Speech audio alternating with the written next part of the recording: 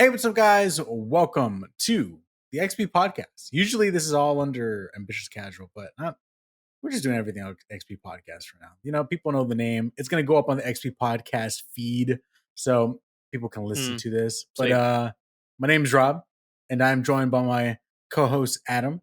Adam, how you doing today? I'm doing better than I Better. have been. We literally were just talking right before we started recording that you've been fighting like illness, and so you're recovering now.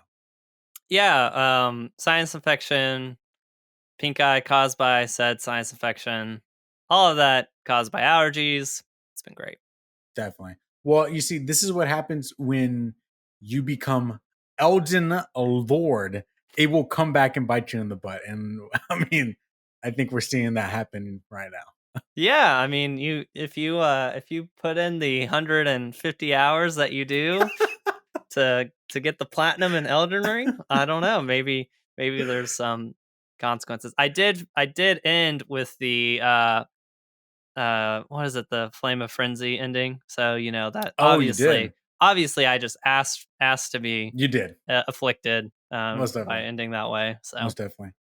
Was that a choice? Did you want to end with that one? Because I want to make sure I end with the moon ending. I mean, yeah, I mean, it wasn't a choice. It was just like that happened to be the way that they listed it, but you can do it in different ways.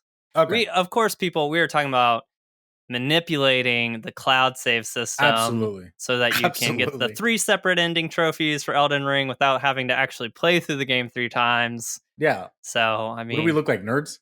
We got lives. I ain't got that time.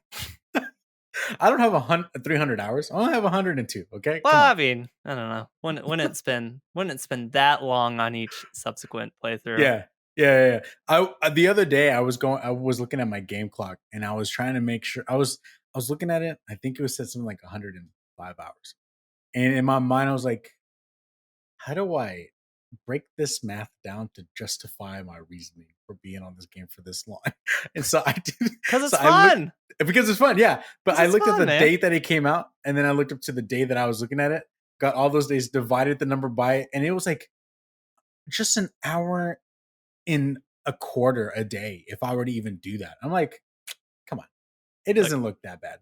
Any ambitious casual knows that it's perfectly fine to spend multiple hundreds of hours on a single game. It's fine. You don't have to play all the games. You can just find one game you really like, such as Breath of the Wild or Elden Ring, or there's Animal Crossing. I think my game clock on Animal Crossing is, several hundred hours. Oh, okay. Wow. I mean, Kendall and I were playing it a lot during, quarantine and pandemic and everything like that. So, man, I fell off that game hard. I think a lot of people did. Most definitely. For those who are, please continue. That has nothing to do with what we're talking about today, right? No, Rob? definitely not. We're not talking about Elden Ring. We're not talking about Animal Crossing. To those who are watching on the YouTube and maybe even listening on the podcast feed, y'all might be wondering, like, oh, this is a random, piece of audio or video going up. For those on YouTube, I am literally uploading all of episode 28. I broke them down to pieces. Unfortunately, at the time of this recording, I just published episode 28.1. So that's already live at the time of our recording. I'm going to interrupt that entire sequence and just input this state of play one. So that way it's out as soon as possible. And then after that's going to be boom, boom, boom, boom, boom, the rest of the pieces to episode 28. Those who are listening on the podcast services, you guys just get the full episode. So don't even worry about it. You're good. Yeah, don't worry about it. Don't even worry about it. This is a treat for you, as a matter of fact. So thank you for joining us here as we speak about the PlayStation State of Play that happened on June 2nd. This is my favorite time of the year. Adam, I don't know if you feel the same way too, but when we get to the summer times, this is my Super Bowl. This is like my time where I'm like, I can't wait. Let's see what PlayStation's doing, Xbox, Nintendo. Let's see what our boy Jeff Keighley is up to. Like, I love every single bit of what happens at this time because it's just hype. And then we get confirmation. And then maybe a year from now, we get completely disappointed because whatever was shown off is delayed. But Adam, do you reciprocate the same feelings? I feel Pretty similar. It is an exciting time. People showing off games, announcing games. Of course, it is all you come into all of that with the expectations set of just expect disappointment, and then you can enjoy Yeah, everything that gets yeah, shown, right? definitely. Oh yeah, definitely, Setting definitely, expectations. It's a key thing, Rob, and something that Sony has maybe learned a little bit how definitely. to do. They most definitely have. Now, before we actually get to the full, we're already 5.5 minutes in. We're having fun. I'm not. I don't have a full intro, but welcome to the XP podcast, your gaming podcast, where we come to the digital table to bring topics for your amusement. We're talking about state of play today, guys. So if you have any questions, comments, concerns, and you're watching on YouTube, leave them in the comments. If you are listening on a podcast feeds and you want to contribute to the conversation, well, maybe pop over to the YouTube channel, leave a comment, bounce out, just give us that extra view, or head on over to either Instagram or Twitter at Ambitious Casual is the tag. Check us out, follow us, comment on there. We want to talk to you all, and leave your comments and questions because we will read them on the show. I want to make sure that's a point. We will read them on the show. Without further ado, and no more rambling, let's get into the fun of what we have. Adam, we get the state of play on June 2nd. And I will say, based off of our experience regarding state of play, they've been very, I'm not gonna say lackluster. They have taught us to not be over the top with them. Don't Mhm. expect some crazy announcements. Whenever Right. there was like a big deal happening, I think they called it what presentation or something. PlayStation Showcase. There we go. Thank you. PlayStation Showcase. And then they had one for Horizon Zero Dawn, and it was just called a Horizon Zero Dawn Showcase or something like that. And this they branded as a state of play. And then they noted that they were only going to be they were going to be covering PlayStation VR 2 and a couple extra third party games as Mhm. well. And so I felt like they were really tempering expectations. Mhm. But I got to say, this state of play is the best state of play they've ever made. Yeah. And weirdly, it completely blew me out of the water because I didn't expect them to show maybe 3/4 of what they even showed. And I think they may have put themselves in a pickle with state of plays going forward. But I want to know your thoughts, Adam. On top layer, what's your thoughts? I also think it was a great state of play. I also agree that it's the best one I've seen, at least. And what they said, they didn't lie about what they didn't like say, oh, or it's only going to be third party. And then they're like, God of War Ragnarok trailer Yeah, announcement, release date. And it was like, no, they matched what they said, right, but what they brought in terms of third party was incredible.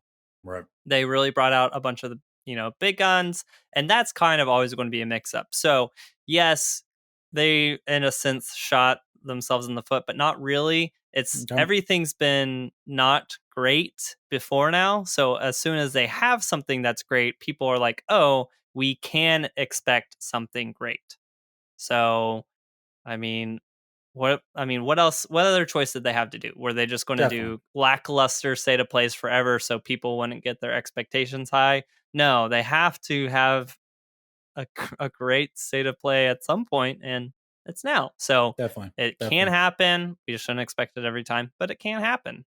Definitely. And I enjoy that a lot. So, getting right into the show, we're going based off of the PlayStation blog. They gave an entire summary of everything that they announced. So, we're going from top to bottom. Those who are watching, those who are listening, do not forget it's going to be in the link of the show notes so that way you can follow along with us as we are. Starting at the top, Resident Evil 4 is coming to PS5 next year.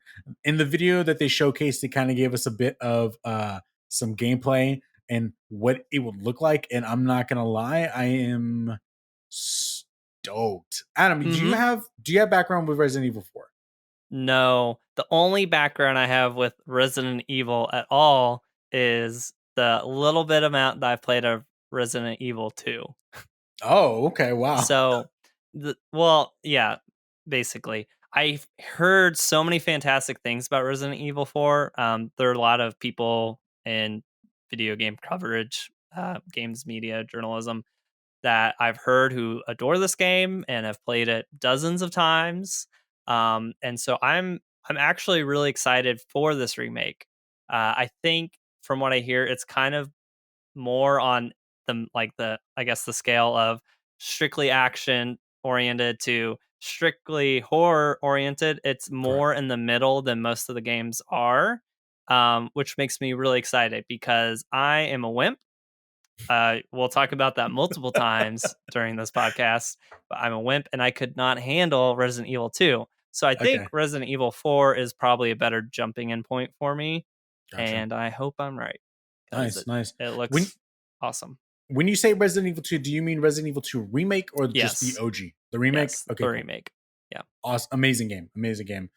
Just to give y'all just a little bit more info, the game is scheduled to release on March 24th, 2023. Please, those who are listening, those who are watching, go check out the trailer. I'm Hmm. excited. I think the remake of Resident Evil 2 was amazing. Resident Evil 3 also got as much praise, not as much as the Resident Evil 2, but the remakes have been just knocking it out of the park. And Hmm. I don't expect anything less with Resident Evil 4 remake. Just by looking at the gameplay, looking at everything, I love the fact that it just seems like they really. I played Resident Evil 4 back on the PS2 and I loved it. I thought it was great. But when you go back to those older games, man, it's you don't have that much dynamic range with color and that kind of stuff. It's awesome seeing this game and just seeing you be able to like the flow of just color Hmm. is it's not just a stale sepia tone all throughout. I love it. And I think I just gotta say, the newer Resident Evil games, they just look amazing, Hmm. visually stunning. Yeah. And I'm so glad that we're finally getting that upres with this one. We're getting that upres and updated look of Leon a bit. He doesn't look like the full blown anime look like he did back in the day. Like he looks like his Resident Evil 2 remake, which is awesome. I love the look. I think everything looks great. So I'm excited. And yeah, I did not expect for there to be a Resident Evil 2 at this showcase. So when it popped up, I Oh, freaked Resident out. Evil 4. My bad. Resident Evil 4. Yeah. Thank you. Thank you. Oh yeah, I wasn't expecting it either. And really it really was such a strong opening for the showcase, and I think Definitely. immediately set the tone of, "Oh, this is more than what we were expecting." And Definitely. and it's incredible that they started at such a high level, and I feel like they uh as we'll see managed to like maintain that Yeah. throughout Yeah. for the most Yeah. part. I Yeah. agree. I agree. They also did announce that they are working on PSVR 2 mode for this game as well, Yes. Yes. which they didn't list in the blog here, but they said that it's in development for Very good. VR2 as well. Very good point. Very good point. I think Oculus has a Resident Evil 4 VR, but it is not this gets a little tricky. It is not Resident Evil 4 remake VR. It is just Resident Evil 4 upresed for Hmm. VR. And if that makes sense to anybody. So Is that based off of the Wii control scheme then? Because I know yes, Wii had the motion controls for it, right? correct. Correct. And I believe it's all like based off of that updated one. I know that they remastered Resident Evil 4 recently. Again, the same assets. Everything's the same. They just upres everything, remastered. Hmm. So this is a complete remake. We're redoing textures and assets and things like that. So I Yeah. think if I'm not mistaken, I could be wrong. Everyone go check that out for yourself. Let us know in the comments. I believe what you're talking about is a VR mode based off of the Resident Evil 4 remake, not based off of the Resident Evil 4 master. Yeah, yeah. So So they say that, and I think they might have. I don't know, but it is new based off of the remake. Yeah. okay, okay. Moving on, we get to see a little bit of Street Fighter 6. We get an updated logo. They got a lot of hate last time based off of the Street Fighter 6 logo. It looked like some other logo. I don't remember what it was. But I'm a big Street Fighter fan. I love Street Fighter. I'm we're in a different place right now where I think Street Fighter 4 and 5, I was like, okay, I dig this art style, like the 3D, 2D esque kind of looking thing. But I think ever since Arc System Works created Guilty Gear, they did Dragon Ball Fighters, like that art style of 2D with such style is now the in thing that when I see Street Fighter 6, it doesn't look ugly. It looks good. It looks nice. I love the art style and everything, but is not as good, in my opinion, based off of Dragon Ball Fighters and that kind of stuff. Hmm. So it is kind of becoming in 2023. We got to see a look at some classic characters. We got to see Ryu, Chun-Li, and then we got to take a look at some new characters, Luke, and then Jamie. And actually, as a matter of fact, I think Luke is a previous character, but I could be wrong. Y'all let me know. I'm not a fake fan over here, but I'm looking forward to it. What's interesting is that I noticed right off the bat when the characters were talking, it wasn't like, I don't know. Either they're using a smarter AI to read lips or to understand voice, that their mouths were moving with the Mm. words. So it was nice to see that. Again, I think it looks super nice. Supposedly, there's a weird open world as kind of thing where you can move around the city, and I think that's how you navigate the story. And then there's like an open battle zone area where you can navigate the battle zone to go play online. But Adam, do you have any connection to Street Fighter? Are you a fan of Street Fighter? I've played Street Fighter 2 at least once, Okay, sweet, nice, and I think that's it. sweet. All right. Well, hey, are you? Not, Did you? Were you interested in this at all, or no? no. Okay. I would much, if I'm going to get into like a 2D fighter right now, I would much rather go up and pick up Dragon Ball Fighters, as you Yes. mentioned, Yes. because that, well, for me, much stronger connection to the material there, but also much prefer the 2D like animated style there. Um, I'm watching this, and it's crazy how much stuff is going on screen, and it's like, man, if like you're playing online and that starts chugging, it's going to look so bad. Definitely. Like it looks so bad, and it's like, if you're working with like animation or sprite work, I feel like it's just so much easier to keep it nice and tight and clean looking, which is so Definitely. important in a game like a fighter game like this, where I'm pretty sure the frames are very important, and especially like doing your Yes. combos and stuff. Yes. Um, I don't know if they talked about it in the video, but it's very interesting.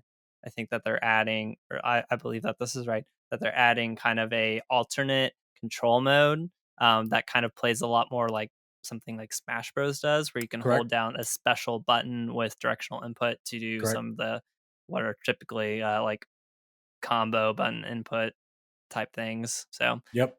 trying to reach out to more casual audience. Good for them, I guess. Yeah, definitely. And just to let y'all know that they only gave a window of 2023 release dates, so it can fall somewhere in between there. I'm just happy that we have an announcement for it. So I am really, really looking forward to Street Fighter 6 when it comes out Hmm. next year. I will be jumping onto that for sure. Moving on, we got another look at Final Fantasy 16. Adam, you're a Final Fantasy fan, correct? Uh You're a Final Fantasy Tactics fan, that's for sure. Oh, I love Final Fantasy Tactics Advance. It's really it's the only Final Fantasy game I've played to completion.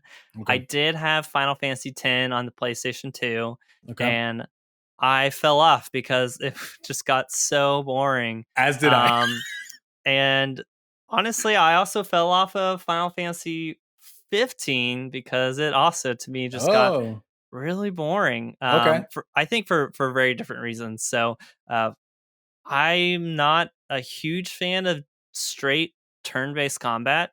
I think there are a couple games I've played that have done it really well. Namely Octopath Traveler, I thought was really good. Correct. I did not like it in Final Fantasy X. Um, and then in terms of Final Fantasy 15, I did actually really like the action-based combat, but it was like too empty of a large open world with too much random, meaningless stuff to do that I kind of fell off of it.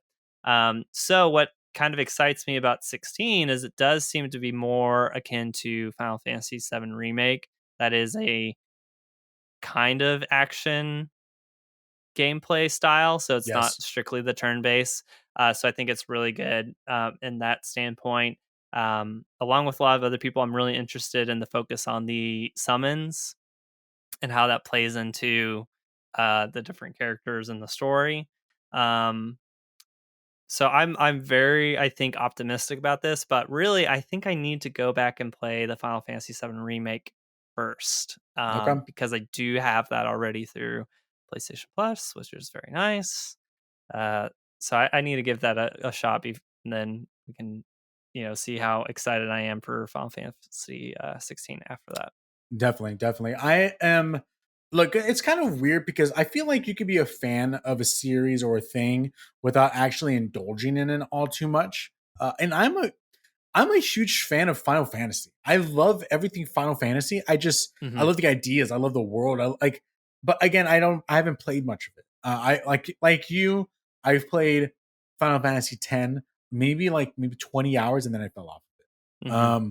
I've played some of the OG Final Fantasy games back when like the first iPad came around because Hmm. my brother was gifted my brother got an iPad, one of the first ones, and right off the bat on the store, some of the first games on there were Final Fantasy games, like the Hmm. OG 8-bit games. And so I remember playing those on there.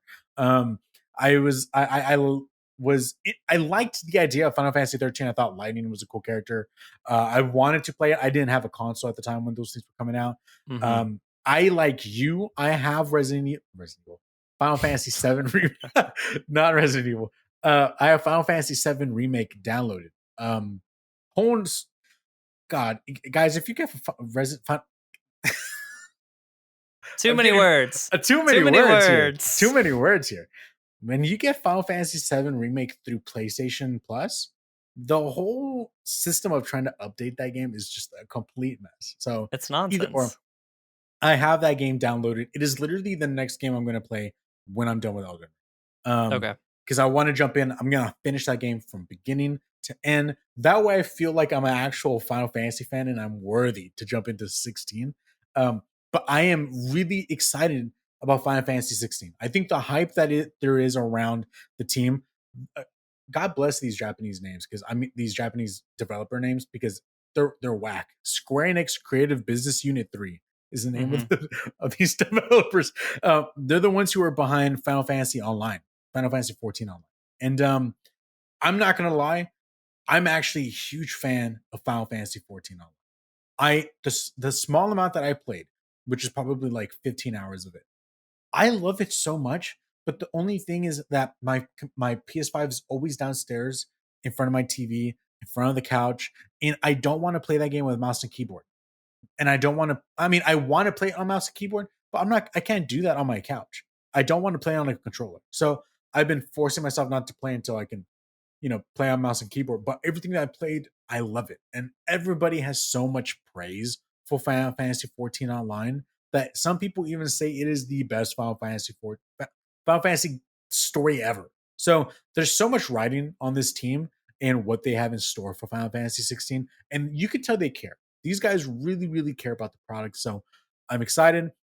They have a release window of summer 2023. So we'll have to wait and see. But yeah, I'm extremely excited about this. Anything else you want to add, Adam, to Final Fantasy 16?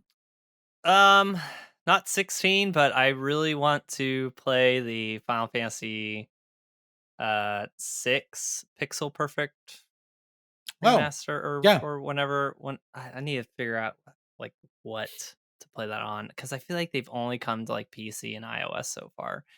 And I'm like, why is that not on Switch? Why? I agree. It is that would be a perfect Switch game. Yep. Um, Moving on, guys, we got a look at what I was expecting to happen. Resident Evil Village coming to VR, PlayStation VR 2. As of right now, they just say to stay tuned for further information on release date and pricing. But I will say, Resident Evil Village, I've wanted to play this game. I haven't jumped in yet. I don't own it yet. There's just been other games that released around it or since then that I've just been way more interested in than that. But I do want to dip back around and play it. Um, and the fact that it is going to be coming to PlayStation VR 2 kind of makes me want to wait to play the game for VR. Just because one, it looks visually stunning. The game, I mean, just the game in and of itself is like a Hmm. beautiful looking game. So I actually I'm thinking about just waiting, not playing this game just the way it is, and just wait for the VR to come out and just play that whole experience beginning to end in VR. Adam, are you going to do the same? No, I am almost terrified just thinking about it. Like some of the images, like shots that they did, I'm like, if I was watching that in VR, I would be scared like out of my mind. Um, So if I play Resident Evil Village, it will be just normal console version, not not VR. I got you. I got you. Yeah. Nothing else to say on Village. I mean, we already know the game, so if you played it, you played it. If not, maybe consider waiting for it to come out on PlayStation VR 2. Moving on, we got to we. This is like our only first party like showcase of anything on this entire thing. Other than Mhm. this, we talk about Spider Man, but we already know about Spider Man. We get to see some action, some actual gameplay Yeah. of Gorilla, and I think this is our first time seeing Fire Sprite, a newly acquired studio for Sony PlayStation. This is their first time being like they are being announced as like a developer or part of this game. Mm. Yeah. So Gorilla, Fire Sprite on Horizon Call of the Mountain, a full PlayStation VR 2 game from beginning to end. Adam, I'm going to throw it to you first. I want to know, what are your thoughts on everything that you saw? I'm very thankful for what we saw. I was thinking about it, and I went back and I was checking what we thought and our reactions when we first saw the announcement trailer, and we were very worried that it was just going to be on rails. And Yeah, this shows that it's not, which is definitely. very or at least I think it shows that it's not, which is very exciting. Um, so it also, for clarification, it's not from Aloy's point of view, right? It's from Correct. this other character, Reyes, who is breaking out of or released maybe from jail and Sunspear. Is that Correct. Sunspear, right? By by someone to kind of go on a mission, right? And Yeah, one, we he's trying to what's it? You be seen through the eyes of Riaz, a former Shadow Carja warrior who hopes to redeem himself by investigating a grave yes, new threat to the Sundom. the Sundom, yes. So some stuff I'm really excited about. I think we are always excited about what the like bow and arrow combat would be like in Yeah, VR. yeah, Um, the other thing that I'm really excited about is the like the climbing aspect. yeah. So I'm like, this looks awesome. If in fact, I feel like that this should be better than the climbing that's in actual Horizon Yeah, definitely, because it's more focused on it. Because it seems like that maybe those are like two of the main pillars of gameplay is the bow and arrow combat and then free climbing, and it shows definitely. you like using different like climbing tools, and so all that seems really exciting to me. I think it's cool to get a different story than just from other than Aloy in this awesome world that Gorilla has kind of authored. So ultimately, I'm very actually optimistic and excited about it. I think Yeah, it's the thing that will convince me to actually spend the money on a VR system. So, definitely. I'm kind of glad that we're not seeing this through the eyes of Aloy. Don't get me wrong. I'm not hating on Aloy. I love Aloy. Aloy's character is amazing, but yeah. this what this does is it lends itself to be like anthologized. Like you can see Yeah. different stories of different people throughout the world of Horizon, and that's what's exciting. And Yeah. so, I everything that we saw looked cool. It looked like you're able to craft, uh, like this the I don't know what you call it, the spear to hook into the walls as you're climbing up Mhm. stuff. I will say, look, the point of these trailers is to sell us on it. I don't want. I guess I'm gonna. I guess I'm not saying that you're not, Adam. I know that you are being very real about it. I'm also going to be very real about this. I'm not quite sure if everything that they're showing us is as open as we might think it is. Oh, yeah. It looks like it could be. There are some moments that I thought, oh, this looks like an open moment, but I think it could very well be as really linear. But it really hides the fact that it is by just being creatively just well, you're Yeah. in this beautiful world. You're looking over a cliff. You think that you can go anywhere that you want, but the mission's constantly telling you keep going this way, keep going this way, keep going this way. Yeah, it's for sure going to be a very linear experience. There's a very distinct goal in mind, it seems, in terms of a story point of view, and yeah, I think you're definitely going to be on a path, not an open world, but I think there's still going to be freedom, like freedom of movement within that. Right, Like the thing about Rails is like you're not moving at all, you're right, turning, and you're like doing Right. actions, but you're not having to dodge out of the way or anything like that, which we Definitely. did see in the combat. It, kind of having to maneuver out of the way of the machines at least. And I mean, I guess that could just be a button prompt, and you really aren't actually moving, but just like pressing or doing something to dodge. And but I mean, I don't know. I guess we're not out of the woods yet, to your point, Yeah. but much more optimistic than we were after our first view.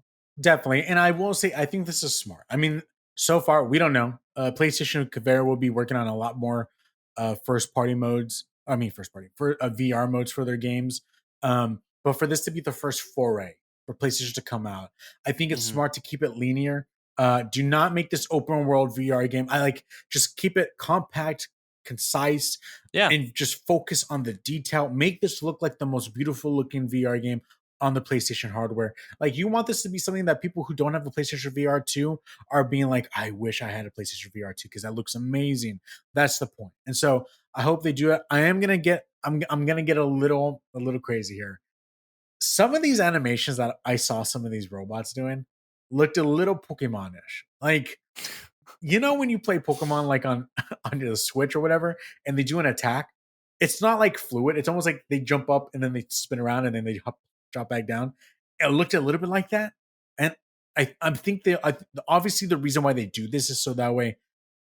Imagine being in Forbidden West first person mode, seeing hmm these things jumping around all over the place. You'd be going crazy in that VR headset.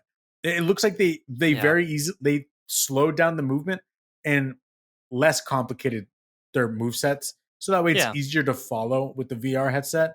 I just will say I noticed that right off the bat. Hopefully, when you're in it, you don't notice it too much when you're yeah, completely enthralled with everything around you. But I did notice that when we were watching the video. So, yeah. um, all right. Well, that is that. I don't know if we have. There is no release date or anything like that yet.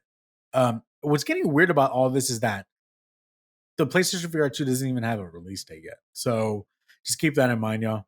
We don't even know this game. We'll just stay tuned. We'll know soon. Um, Next we got The Walking Dead Saints and Sinners Chapter 2. I'm not gonna have much to say about this just because I'd never played the first one. But just let y'all know there's a Walking Dead Saints and Sinners Chapter 2 coming to PlayStation VR and PlayStation VR 2. It is hmm said that Saints and Sinners is actually one of the best VR experiences on PlayStation. That's what Yeah. I've heard. So keep that in mind. Adam, do you have anything to say about this? Nothing really. Just reiterate. I've heard the same things where the first one's really good. Um, yeah, they did announce the release date to VR1. I don't remember what Oh, it okay. is, but shoot, because people I were first thinking that maybe that was like they slipped up and gave like a hey, VR2 is going to be out uh by this time, but it was just the release date for VR1 version, and then gotcha. Gotcha. they'll come to VR2 when VR2 is out, I guess. I see. I see. Moving on. Again, not too much to say about this. No Man's Sky has been out for a while. No Man's Sky, I think, is on PlayStation VR. They're just announcing that it Hmm. will be on PlayStation VR too. I'm sure practically just advertising the fact that it's going to be up-res, much better visuals. I gotta say, I'm a fan of No Man's Sky. That's a game that I come on and off of over time. To play this game on PlayStation VR 2 would be dope. To just move around, get in your ship, blast off, go into space, and just see everything in VR. I'm getting goosebumps just thinking about it. I'm excited about this, so I can't wait. But again, this doesn't mean anything to us until the PlayStation VR 2 is out, because this is already out PlayStation VR. So we'll have to wait and see. Adam, anything you want to add to this? I don't know. I have actually never played No Man's Sky either. What? Um, I feel like it's a game that's probably too isolated and too long of an experience for me to wisely spend my time on personally. Definitely. And I would imagine that would be like 10 times worse doing it in VR. So Uh, the people, your kids would be like, Dad, and you're like, hold up, I'm trying to mine some rocks right now. Okay. yeah, exactly. So Moving on, we're gonna look into a game called Stray. Stray is from the studio Blue 12 Studio, and what's interesting about this is that we get it. We get to see some more gameplay of it Mhm. on the state of play. We get a release date, July 19th, 2022. But on top of that, they didn't even say this in the state of play. It wasn't until afterwards when they announced that it will be coming to PlayStation 4 and PlayStation 5 on the PlayStation Plus Extra and Premium plans as well, which is Yeah. really, really cool. This gives like again, I don't know, this is their way of being like everyone like they have the people who keep track of these like analytics. Everyone knows that people have been interested in Stray. So maybe they're like, hey, let's try to get everyone involved, like in on the new subscription fee by just putting it on there. But I'm hoping that this is a good sign that there's more to come on these PlayStation Plus Extra and Premium plans that we might get, like arrivals of games day one on the Mhm. subscription. Um, but that's practically all I have to say. Adam, by looking at the gameplay, are you excited? Are you excited that it's coming to the subscription plans? Are you going to jump on to the subscription plans because of this game? Because of this game, probably not. Okay. I would more than willing just buy this game. I think Okay. it looks awesome. I think it looks like a lot of fun. And in a sense, it's almost like a realistic modern version of a character platformer from like Mm, the PS2 days, if you think about it. definitely. Definitely. Um, Lots of platforming, collectibles as we saw. And you get to play as this cute little cat.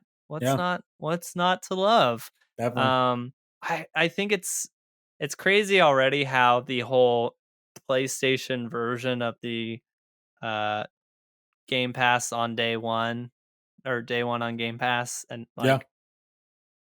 like Sony has already made it so much more complicated for their service because it's like an infograph that's like coming to PS or PS Plus Extra, PS Plus Premium slash Deluxe, and Yep. then so I even see people who are like in this stuff and like know it are like, oh yeah, it's coming to Premium and Deluxe day one, and it's like no, yeah, it's coming to extra, which is the middle tier, and don't forget that premium deluxe are the higher tier, just depending on if you have access to streaming in Yeah. that region or not. Right? It's already just so much more complicated than Definitely.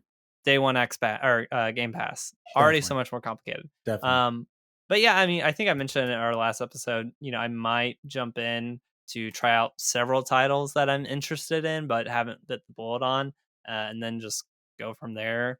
See if I keep it. It also depends on how hard it is to upgrade from my yearly subscription of PS Plus to hey, I just want to bump up 1 or 2 or 3 months to extra. Are you going to let me do that? And then if it's Yep. like, no, you got to upgrade the whole year, then I'm probably just out. Definitely, definitely. Well, I think if you already bought the year subscription, I think if you want to upgrade, you have to pay the difference or something like that. But is it for the whole year or can I just upgrade for a single month? I don't want to We'll have to I don't we'll have want to to wait and commit see. to a full year. Oh, that is a good point, dude. Oh, you have to report back and let us know about that. Um, no, there's nothing else I have to say about Stray. I am excited to play this, and I will be playing it due to PlayStation Plus Extra and Premium because I will have those subscriptions. Easy peasy. Moving on real quick, we're just gonna touch on this real fast. Spider-Man, the series, is coming to PC. There is a Mhm. recent report that PlayStation was expecting to make in earnings $300 million through PC alone, and there's been a lot of speculation. Like, what are you releasing on PC that's gonna get you that much money? And some people were saying, maybe it's The Last of Us Factions. I Mm. believe it. I believe it. Like Factions is something that I'm really looking forward to coming out soon. Multiplayer game. If they made it for both PC and PlayStation, that's smart. You can build that community. Others are just trying to figure out, like, we don't know. Is God of War Ragnarok going to come day one? Like, what's going on? It makes a lot of sense. These projections that they're making for the end of this year on what they're planning on doing on PC because Mhm. Spider-Man is one of the best. I think it is the best selling PlayStation game of all time, regarding to the first party stuff.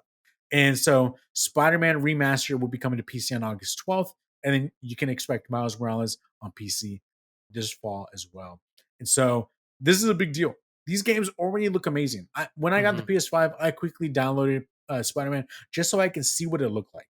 And then I can tell you right now, people are going to be playing this game not only for the story, because the story is amazing, but it also just visually is going to look Mm. outstanding. And I cannot wait to see the awesome mods that people are going to be doing with it. It's going to be hilarious. So, Oh man, Adam, do just you have got. anything you want to say about Spider-Man PC? I wasn't expecting it, honestly. I thought No, there was probably like 5 other games that they would bring over first. Ghost of Tsushima, would being one of them, but no, it's Spider-Man, and so I honestly thought it'd probably be one of the IP that they reserved for the console experience definitely, only, and, definitely, now I just don't know what to expect. They've really changed their strategy around it, and, it's, I guess it shows. I honestly kind of expect Gran Turismo, 7 to come out on definitely, PC probably this fall too, definitely. but I think that would go a long way towards their, what was it, 300 million? Yes, yes, Okay, 300 million. jeez. Okay. I mean, look, if they're making those projections, they're believers of PC now. Yeah. They just 100% believe in the power of just putting your games on PC and PlayStation. So, I mean, we'll have to wait and see. I don't care. Put it on PC. Allow more people to jump into these games. I'm also the kind of person that I don't care if these first party games come out day one on PC as well as PlayStation. I don't care. As long as these games are making the money that they need to make and that they can pay the developers a good wage and they can continue to be creative and create more and more and more. That's all I care about. Do I Mhm. believe in PlayStation's suite of first party studios? I absolutely do. I think they're some of the most talented, the best developers out there. Give them all the money. Continue to feed Yeah. those teams so that way they can continue moving on. So Yeah. we'll have to wait and see. We'll have to wait and see. Moving on, I don't really know if I have much to say about this one in particular. It is called Roller Dome. It is by I believe it is the developers Roll 7. And just a quick synopsis of what this game is. It says the year is 2030, and you're a competitor in a brutal new blood sport, Roller Dome. Combine stylish skate tricks with devastating slow mo kills, picking your weapons with care to land the killing blow and make it to the end of the round, and maybe with another skill and hard work to the end of the championship. Out of all the out of all the games that were showed on the state of play, Adam, this is the one I was the least excited about. Um, what are your opinion on this? I think it looks really interesting. It's probably not my kind of game, or not a kind of game I would go for. And honestly, the art style, I think very interesting art style. I think it's awesome that games are being made in that art style. I thought of Sable. It kind of reminded me of was it Boomerang X maybe a little bit too. Okay, Um, I think it's really cool, but it's just an art style I'm not super fond of, but glad cell shaded it's kind of out look. there. I mean, I like cell shaded, like Wind Waker. I adore that. It's something about I don't know if it's like the color palette and like kind of the very like thin, distinct lines that this art style is kind of made with, that it's just not for me. Like I much prefer a more vibrant kind of um color palette, and or maybe a more retro aesthetic or something like that. And but so this is just not my preferred art style, but Definitely. I mean, it looks really cool. It's a Yep. very interesting idea. It's like mixing, I don't know, like it's like mixing like Doom with like Tony Hawk. Yeah. and and Yes. and kind of, and doing this art style with those kind of like gameplay elements. I don't know, like I that's kind of agree. what it just I strikes agree. that That is as to like me. weirdly that is on point.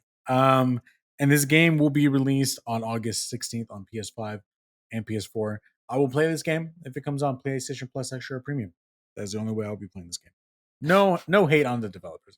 It looks cool, but that's the only way I'm gonna play this game. Moving on, we get to see a look at the good old Callisto Protocol. I cannot tell you, Adam, how excited I am that we got to see this. This, I think, more than Resident Evil 4, blew me away that we saw this on this show. It Yeah, like sure. the relationship between Capcom and PlayStation is obviously strong. To see that on there, no biggie. To see Callisto Protocol be Hmm. shown off, like gameplay is being shown off on the PlayStation State of Play, it blew me away. And I think what's so interesting about all of this is the fact that this is like we've been getting constant updates every month about Dead Space remake, and these two games, like Glenn Schofield, who is the CEO of Striking Distance Studios, the people who are making Callisto Protocol, He is the one who created Dead Space. He was the director for Dead Space. He left Dead Space 3. He left Dead Space after just not agreeing with the vision of what I forgot who were the publishers. EA, I think, the publishers for Dead Space. He left because Yeah. of that kind of stuff and wanted to go and do his own thing. It was then reported that he was hired on by PUBG Company to then create his own developing company, Strike and Distance Studios. Where then it was then later announced that Callisto Protocol was going to be a game that was set in the world of PUBG, but it was going to be a horror game in the vein of Dead Space. And so then now we get to see officially some gameplay. And it is also announced that it is not connected to PUBG whatsoever. It is its own game. And I gotta say, Adam, I've gotta say, I am stoked for this game. It looks good. It looks awesome. I think there's something weird about it that we're in the, I just don't know. Like, it's one of those things where I'm a fan of Hideo Kojima. Yeah. Let's say Hideo Kojima was making a brand new game. He was making the game, and then it was also announced that some other studio was doing a remake of Metal Gear Solid 1, a complete remake from the ground up. And I have to choose either one. I cannot pick both of them. Which one would I go for? I will go for Hideo Kojima's game because I've already had my time with Metal Gear Solid 1. Like it's happened. Sure. And I want to Yeah. see the creator continuing to progress in his creativity. And that's kind of how I feel with this. Like, I'm excited for Dead Space Remake. I just played it like a year and a half ago. I think upon your request as well. Like you told me to check it out, and I checked it out. Loved it, every bit of it. I played it on stream and everything. But with this coming out, I'm way more excited for Callisto Protocol than I am for Dead Space Remake. And there's everything about it, just the atmosphere and it all. Like, it just, what's weird is that this looks like what Dead Space Remake is trying to be. I don't mean this in a bad way, but it really does. And so I'm so excited for the potential of what this game has to bring. Weirdly, I think like the suit itself looks dope. I think the original one, you could not see the main character's face. This one is a complete window of seeing his face. And so I hope that brings more like these acting chops from whoever's playing the main protagonist to really shine through and not seem like just this stale character. Not to say that he was in the first game, but not to seem like you could see him reacting when he's scared or whatnot. And I love the fact that we still get that strip of light in the back. That is definitely going to be the indicator for health or something like that. So, Adam, talked enough. This game really comes out on my birthday, December 2nd, 2022. Let's go. What are your thoughts on the Callisto Protocol? I think it's another one of those games I will never touch because I'm too much of a big baby to make it 5 minutes into this game. I think I watched a friend maybe play part of Dead Space or Dead Space 2, and that was kind of the opinion I had at that for that at that time too. Yeah. It's unfortunate. I'm just a big wimp. I can't handle these super super scary games that especially the ones that are like, hey, we're going to turn off all the lights and you're going to walk around the complete darkness and you only have like I don't know, a piece or two of ammo to your name, and you somehow got to use those 2 pieces to beat 5 guys. Yes. Yes.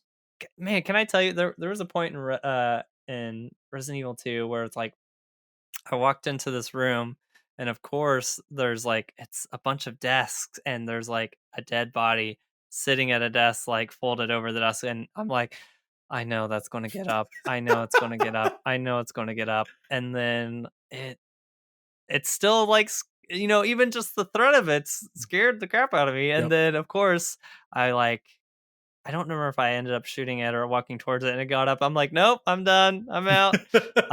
And then there was another part where I thought I was in a safe place. It was like this nice, well-lit locker room. I walked in, I'm like sorting through a locker, and I just hear a door open and close.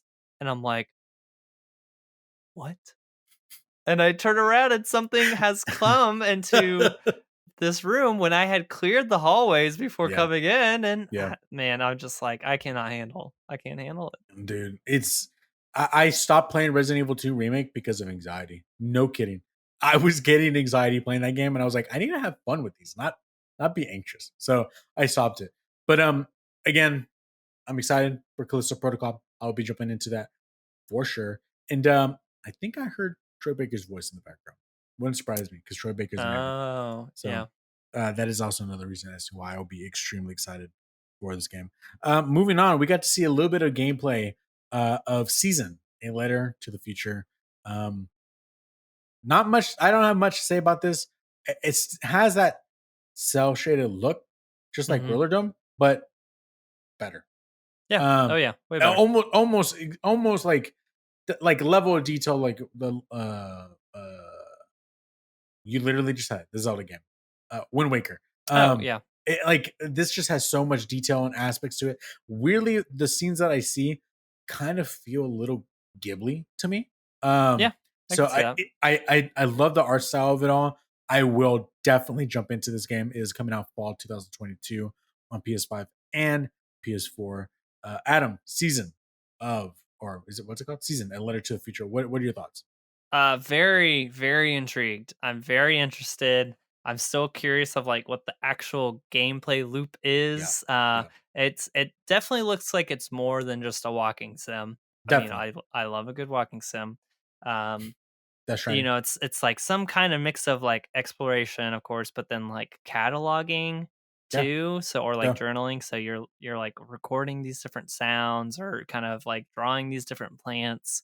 So I'm very interested about that. I love I don't know what it is. I love a good book journal mechanic. I don't know okay, what it is. okay, Return yeah, of the Obra phenomenal game. I'm like, oh yeah, yeah, I'm interacting with my notebook and all that. Even I've actually been playing Uncharted 4 recently. And so kind of the whole like note keeping system and going back and looking through your notes and like unfolding stuff and folding stuff back and finding stuff to put in your notebook. It's all very interesting.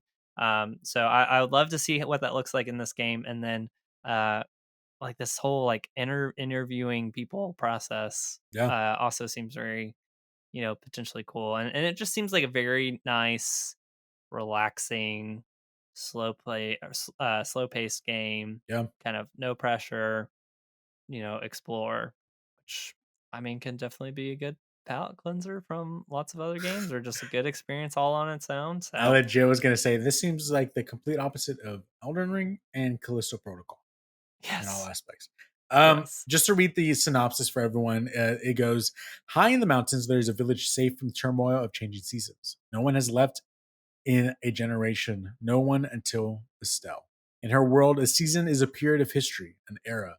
This season is about to end. Riding off into the unknown, she leaves her home to try to capture this moment for the future. Estelle navigates through a strange yet familiar world, witnessing life on a brink of an impending but mysterious change. The gameplay of Season A Letter to the Future focuses on exploring, recording, meeting people, and unraveling the strange world around you. At any point, you can hop off your bike and equip a tool from your bag. Each captures a different layer: sounds and music, art and architecture, voices of old people, vanishing religious practices, the traces of seasons long past. Your tools help you peel back these layers until you're able to grasp the culture, history, and ecology underneath everything. This I'm so stoked for this game. This seems like a Vanessa game. My wife loves the Life is Strange games. She like we're actually getting ready because Mm, the Quarry actually I think came out today or 2 days from okay. now. So we love those walking sim kinds of games, and she loves those. So this seems like a game that she would totally love. Every aspect of this, I love it. It seems like that really really cool indie kind of game. So Mhm. season, A Letter to the Future. Stay tuned for that one, guys. And then moving on to just real quick, this game is already out on Xbox, but Tunic is coming to PlayStation. So there's that. Adam, uh are you planning on picking up Tunic on Yeah, PlayStation? Okay. yeah. This Okay. was honestly, this was like the highlight of the show for me. Okay. Like, Okay, it nice. was I'm like, "Oh, yeah, all this stuff is great." I'm like, "Tunic, let's Yeah. go." Yeah. I was so ecstatic when I saw, like, the gameplay of Tunic, for Xbox, and I just have been, like, fingers crossed. I'm like, "This is please tell me that this is coming to a different platform because I just don't play an Xbox." Yeah. Not like, Yeah. it seems excessive for my lifestyle to have 3 different consoles, and Definitely. I'm definitely having a Switch, and I'm definitely having a PlayStation, Definitely. because of the Definitely. games that come out on those. So There's something going on with this kind of like either top down or isometric action adventure gameplay that has, some Souls elements and some Zelda elements, and I'm here for it. Death's Door, I feel Yeah. like was that way. Um, let's see, I have another one listed here. No, I don't. Hyperlight Drifter, like to me, is very much kind of in that aspect too. I would have sworn there was another one, but I'm here for it. It takes a bunch of my favorite different gameplay elements and puts it together in a nice, very artistic package, Yep. and that's like definition of an Atom game for me. So I'm very excited for this. Yep. Yep. I played the demo to Tunic when it was on Xbox. I actually have it downloaded as well. It is also one of those games that I want to jump in when I'm done with Elden Ring. We Adam and I have been saying this for the past who knows how long. Elden Ring has been just swallowing up time. So Yeah, Adam is now done. He is past. He is free from the chains of Elden Ring. I'm still chained up, and so once I'm done, I do plan on playing Tunic sometime soon. But it is coming September 27th to PlayStation 5 and PlayStation 4. So there you go. And we are on the last game, y'all. The last bit of news that was announced was a game called Eternights, I think is how you pronounce it. It is from Studio Psy. And let me just give you all a quick synopsis of what it is. So, what is Eternights? Eternights is a dating action game where you try to make the most out of life during the apocalypse. So, you scavenge for supplies, explore dungeons, and go on dates. Please watch the below trail. Oh, well, I'm reading that. Don't need to read that. I'll obviously have everything linked inside the show notes for you guys. So, Adam, we were kind of joking around about this before we started. I think it was at the top of the show. It's already been an hour. I don't even remember now. I said that this is going to be the one that anyone's least like excited for. You said you're actually a little interested. Well, yeah. what are your thoughts on Eternights? So Persona is a series I have not played any games from, but I feel like it's such a like mainstay of modern video gaming now. Like especially there's so many people who fanboy over those Persona games, either because they're huge into anime, or they really like turn-based combat, or Yeah. artistic games, or kind of just all of that wrapped up in a school dating sim. Hmm. And once again, I'm just not huge into turn-based games. So this game is directly inspired by Persona and borrows a lot of elements from it, but it is more of an action game. So I feel like this might be a good game for me to test the waters with before diving into a full game like Persona game. Um, I mean, I guess I have at least I think Persona 5 through PlayStation Plus collection. So I Yes. could just go straight into that. But, this seems like it could be a fun game, and I like to support indie studios. So could be the one for me to try out before jumping into actual Persona. And I hate the fact that you made that link because I love Persona. I actually played Persona 5. I think I was like 40 hours in. And then I fell off of it. That just seems to be the pattern for me. Don't know what happened. I haven't re-downloaded Persona 5 Royal, so I do plan on jumping back into that sometime when I have to hit up the backlog because I like that game a lot. I liked it a lot, and I love just the aspect of going around the town and talk to people and the relationships you build with people. I loved every aspect of it. I don't know why. I don't like this guy. I don't know why I was so enthralled by those mechanics, but I was like, yeah, sign me up. So the fact that you made that connection now makes me interested to check this out. Yeah. So it And might it's probably actually a lot shorter. definitely, and you're not too much thinking in regards to turn based stuff. So I you kind of sold me on it a bit. So we'll have to wait and see. It is scheduled to come out sometime next year for PlayStation Yep. 5 and PlayStation 4. But that's it, guys. That is the state of play, June 2nd, 2022. Adam, do you have anything else you want to say before we log off? We are looking forward to the Summer Game Fest by our boy Jeff Keighley. We're looking forward to Xbox and Bethesda Showcase. We will be here for that.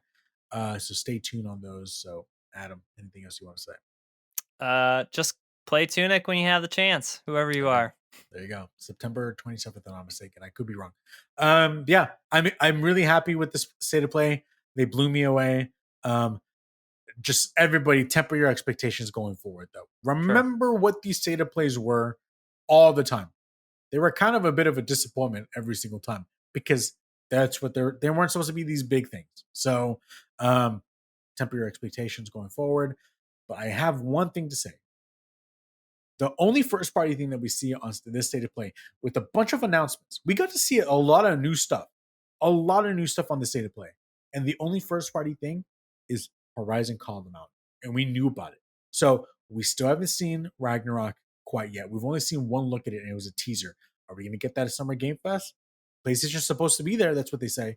So PlayStation, I say we see Ragnarok and I say we see something else. We don't know what anybody else is making yet. Kojima, we don't know. We don't know what.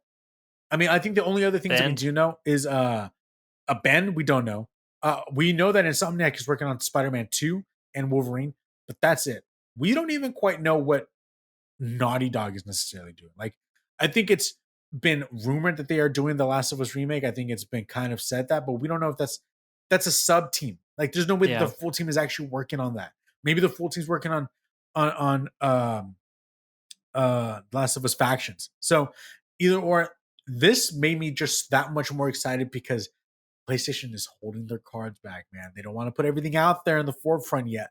And they have acquired already a number of studios that they're wanting to push out live service games. And a lot of the first party studios are still working on things. So Hmm. it's been a good number of years. It's been like 2 years since we last saw what Blue Point was making, or what they made, which was Demon Souls. We know that by the tail end of that game, the team must have ramped up on the next project. Could we see that? I don't know. So I'm just saying, stay tuned for Summer Game Fest. I feel like Sure. it's gonna be exciting.